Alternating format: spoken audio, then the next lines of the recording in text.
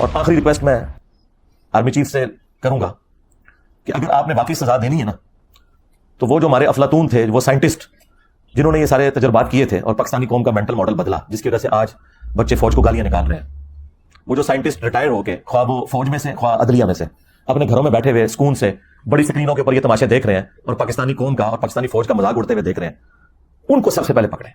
اور اگر آپ ان کو نہیں پکڑ سکتے نا تو پھر یہ سارے کا سارا کریک ڈاؤن، یہ سارے کا سارا بلیک ڈے اس کو ڈکلیئر کرنا، اس کا کوئی فائدہ نہیں ہے. کیونکہ جب تک چور کی ماں کو نہیں نہ ماریں گے آپ، یہ چور نئے پیدا ہوتے رہیں گے. تو اصل مجرم وہ لوگ ہیں جو یہ سارے تجربات کرتے ہیں اور اب سکون سے بیٹھ گئے ہیں گھروں میں. رہ گئے یہ بچے، ان بچوں کو تو انہوں نے یوز کیا تھا، تو اس وقت تو یہ بچے آپ کے اپنے بچے تھے. اب ان بچوں کو ڈسون تو نہ کریں. ہاں جو بالکل آدھی قسم کے مجرم ہیں، جس طرح کہہ رہے ہیں کہ کچھ اس میں دہشت گرد بھی ہیں، کچھ 40-50 کے قریب جو ٹرینڈ تھے، جنہوں نے ایک جگہ پہلے عسکری ٹاور کو بھی آگ انہوں نے لگائی اور اسی طریقے سے جناح ہاؤس کو، کور کمانڈر ہاؤس کو بھی آگ انہوں نے لگائی. یہ ٹرینڈ لوگ تھے. جو اوپر کے جو لوگ ہیں انہیں پکڑے. یہ جو ہزاروں میں آپ نے لوگ پکڑے ہوئے ہیں اور پھر آپ فوجی عدالتوں میں کہہ رہے ہیں مقدمات چلائیں گے، یہ تو بیچاروں کی زندگیاں پوری اسپائل ہو گئی. ان کے تو پیچھے سارے رل گئے، ان کے ماں باپ بھی، بیوی بچے بھی. تو یہ تو آپ لوگوں کی خاطر اس وقت قربانی کا بکرا بنے تھے. تو اب میرا خیال ہے انہیں معاف کریں اور صرف بڑوں کو پکڑیں. حالانکہ اس وقت اگر کوئی ہنگامی طور پر کوئی ایڈورٹیزمنٹ چلنی چاہیے تو وہ یہ ہے کہ ہمارے بڑے ہمیں بتائیں کہ انہوں نے پاکستان کی اکانومی کے لیے کیا سوچا ہے. اصل مسئلہ اس وقت ہمارا یہ ہے کہ ہمارے ڈاکٹرز، انجینئرز بھی بے روزگار پھر رہے ہیں. آپ نے ان کے لیے کیا سوچا ہے؟ اس کے اوپر تو مجھے کوئی ایڈورٹیزمنٹ نظر نہیں آ رہی ہے. کوئی کسی کی کوئی فکر نظر نہیں آ رہی سوائے اس کے کہ ہمیں فلاں دوست ملک بھی قرضہ دے رہے ہیں، فلاں دوست ملک بھی قرضہ لے رہے ہیں. یعنی یہ آپ یہ ہم کو بتانا چاہ رہے ہیں کہ ہم قرضہ لیں گے اور کھا جائیں گے، بھاگ جائیں گے، اور وہ قرضہ مانگے گا تو کہیں گے کہ آیا جے گوری. وہ اس طرح دنیا کا نظام چل رہا ہے. تو مئی کا ہی مہینہ تھا اور تاریخ تھی 12. ایک ڈکٹیٹر نے قتل عام کیا کراچی کے اندر صرف اپنی حکومت کو دبام دینے کے لیے. تو اصولاً تو اس دن کو بھی بلیک ڈے ڈکلیئر کرنا چاہیے تھا، کیونکہ عوام تو اس دن مری تھی. عوام اس دن بھی مری، وہ میڈیا تو رپورٹ نہیں کر رہا، لیکن عوام تو مری ہے. سوشل میڈیا کے ذریعے ویڈیوز تو پبلک میں عام ہوئی ہوئی ہیں. تو اس طرح اگر بلیک ڈیز ہم گننا شروع کریں تو پاکستان کی ہسٹری بلیک ڈیز کے ساتھ بھری پڑی ہے. میرے نزدیک تو 12 اکتوبر 1999 بھی پاکستان کے لیے ایک بلیک ڈے تھا، جب ایک الیکٹڈ پرائم منسٹر کو اس طریقے سے بدماشی سے ہٹا کے، آپ علمی اختلاف تو کسی سے بھی کر سکتے ہیں، لیکن ایک الیکٹڈ گورنمنٹ کو اس طریقے سے ہٹانا اور اس کے بعد پھر ایک ڈکٹیٹر کا مسلط ہونا، وہ بھی بلیک ڈے تھا. بھٹو کو جس دن پھانسی دی گئی وہ پاکستان کے لیے وہی بلیک ڈے تھا. پاکستان کی ہسٹری کیا، پوری اسلامک ہسٹری میں جب بھی ہمارے بڑوں نے، خواہ وہ مذہبی پیشوا ہوں یا پولیٹیکل لیڈرز ہوں، کوئی بھی امت کے ساتھ کام ڈالا ہے نا، پوری نیک نیتی کے ساتھ ڈالا ہے. ہم ان کو بدگمانی نہیں ان کے بارے میں کرتے. یعنی اگر انہوں نے امت کے عقائد خراب کیے ہیں تو اپنے زوم میں نیک نیتی کے ساتھ ہی خراب کیے ہیں، لیکن الٹیمیٹلی انجام امت کا جو ہے وہ آپ کے سامنے ہے. باقاعدہ ایک ایجنڈا لانچ کیا گیا کہ آپ نے سارے پولیٹیکل لیڈرز کو چور، ڈاکو، غدار وطن اور اس طرح یہ ساری کی ساری گالیاں نکالنی ہیں.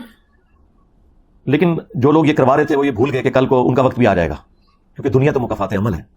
جب آپ کسی کے ساتھ ایسا کرتے ہیں تو پلٹ کے آپ کے اوپر بھی وار آ جاتا ہے. اور وہ آج کل ہم عمران خان صاحب کی شکل میں دیکھ رہے ہیں، اور جس کی تکلیف نہ صرف فوج کو کاٹنی پڑ رہی ہے بلکہ پوری پاکستانی عوام کو بھی کاٹنی پڑ رہی ہے. خان صاحب کو ہم بڑے عرصے سے کہہ رہے تھے کہ آپ کے اندر جو انا ہے، تکبر ہے اور اتنا غصہ بھرا ہوا ہے اپنے مخالفین کے بارے میں کہ آپ کہہ رہے ہیں میں کسی کے ساتھ بیٹھنے کے لیے تیار نہیں ہوں. حالانکہ آپ پولیٹیکل لیڈر ہیں. پالیٹکس تو نام ہی مل بیٹھ کر معاملات کو لے کے چلنے کا. تو اس وقت جب اپوزیشن لیڈر شہباز شریف صاحب تھے، انہوں نے بھی بارہا کہا کہ ہم مل بیٹھ کر کوئی چارٹر آف اکانومی یا چارٹر آف ڈیموکریسی لکھ لیتے ہیں. لیکن خان صاحب کہتے تھے میں چوروں کے ساتھ نہیں بیٹھوں گا.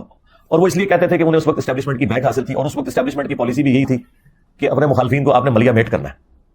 جن مخالفین کے ساتھ اب دوبارہ سے دوستی ہو گئی ہے، یہ دوستی اس بات کا ثبوت ہے کہ جن کے ساتھ دوستی ہو رہی ہے انہیں بھی سبق سیکھنا چاہیے کہ کل کو اگر کوئی اور مسئلہ کھڑا ہوا نا تو انہوں نے دوبارہ سے خان صاحب کے ساتھ دوستی کر لینی ہے اور آپ کو انہوں نے جیلوں میں ڈال دینا ہے. اور یہ ایک سرکل چلتا رہے گا. لہٰذا بہتر یہ ہے کہ سارے مل بیٹھ کے اب خان صاحب کی جو کمر ہے وہ کافی حد تک ٹوٹی ہے، ان کا وہ سریا نکلا ہے اور وہ یہ کہہ رہے ہیں کہ میں بیٹھ کے بات کرنے کے لیے تیار ہوں، مجھ سے کوئی بات ہی نہیں کر رہا. پہلے تو وہ کہتے تھے میں صرف فوج کے ساتھ بات کروں گا، لیکن اب وہ پولیٹیکل لیڈرز کے ساتھ بھی بیٹھنے کے لیے تیار ہے. تو میرا خیال ہے اتنے عرصے کی محنت رنگ لائی ہے تو اب ان کے ساتھ بیٹھیں اور معاملات کو سکون سے حل کریں. اور میں پاکستان کی جو فوج ہے اس کو بھی ریکویسٹ کروں گا، آرمی چیف سے بھی، کہ معاملات کو پازیٹیولی لے کر چلیں. صرف جو سرگنا بڑے انہیں سزائیں دیں. جو چھوٹے بچے ہیں، کوئی مور چوری کر کے نکلا ہے، وہ آپ کہہ رہے ہیں میں تو اس کو ریسکیو کرنے کے لیے نکلا تھا. ٹھیک ہے نا؟ بس اتنا سارا ہی ہوتا ہے جی انقلاب. یہ بڑا مشکل کام ہے. پھانسی کے پھندے کو چوم لوں گا. ٹھیک ہے نا؟ میں آپ کو بتاؤں یہاں پہ جو 3 دفعہ مجھ پہ مرڈر اٹیمپٹ کر کے گئے نا، کسی نے بھی پھندا نہیں چوما. دوسرے دن ہی سے جرم سے انکار کر دیا. تینوں مرڈر اٹیمپٹس کی ویڈیوز ریکارڈ ہیں جو کہ سی سی ٹی وی کیمرے لگے ہوتے ہیں ہمارے. اس کے باوجود ضمانت کے لیے اپلائی کیا، اور ضمانت کے لیے پہلی شرط یہ ہوتی ہے کہ آپ وہاں لکھتے ہیں کہ میں نے جرم کیا نہیں، میں ادھر موجود ہی نہیں تھا. تو 2 منٹ پہلے جو بندہ کہہ رہا ہے میں پھندا چوم لوں گا تو اس کو چاہیے چوم لے. اور یہ سارے کرتے رہے. ممتاز قادری نے بھی رحم کی اپیل کی تھی. اور سب سے بڑی بات جو آپ کو بتاؤں، جس کے اوپر پورا معاملہ انہوں نے کھڑا کیا ہوا ہے، غازی علم الدین، اس نے بھی صحت جرم سے انکار کیا تھا. وہ ڈاکومنٹس ابھی بھی موجود ہیں ہماری عدالتوں کے اندر. ایک ایک سوال اس سے پوچھا جج نے, تم نے یہ چھری خریدی تھی؟ اس نے کہا نہیں. تو فلاں جگہ موجود تھے؟ نہیں. تم نے اس کو مارا؟ نہیں. ہر ایک کے آگے نو لکھا ہوا ہے, اور آپ کو بتاتے ہیں کہ یہ پھندا چوم لوں گا. جس طرح دین کے نام کے اوپر آپ کو دھوکہ دیا, انہوں نے بزرگوں کی تعلیمات دی قرآن و سنت کو چھوڑ کے, اس طرح یہ جو ہیرو بھی اکثر کھڑے کیے ہوئے ہیں نا آپ کے, یہ بھی وہی کچھ ہیں, الا ماشاء اللہ کوئی بندہ ہو تو.